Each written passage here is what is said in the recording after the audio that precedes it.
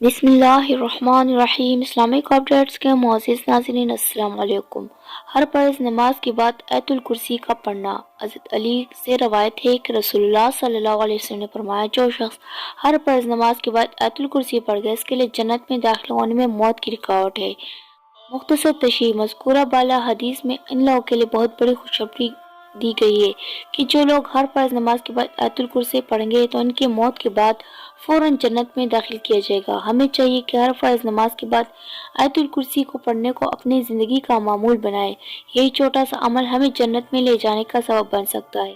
اگر ہم اس کو اپنی زندگی میں شامل کر لیں اور زیادہ سے زیادہ لوگوں کو اس حدیث کے بارے میں بتائیں، آپ کے بتانے سے جتنے لوگ عمل کریں گے سب کا ثواب آپ کو ملے گا اور آپ کے لیے صدقہ جاریہ کا سبب بنے گا۔ ایک حدیث کا مفہوم ہے کہ نبی کریم صلی اللہ علیہ وسلم نے فرمایا، اللہ پاک اس شخص کے چہرے کو تر و تازہ رکھے جو شخص حدیث سن کر اس میں اضافہ کیے بغیر اس کو آگے بیان کرے۔ اللہ پاک ہمیں دین کو سمجھنے اور اس پر عمل کرنے کی توفیق عطا فرمائے۔ آمین ثم آمین۔ ویڈیو اچھی لگے تو چینل کو سبسکرائب ضرور کیجیے۔ شکریہ۔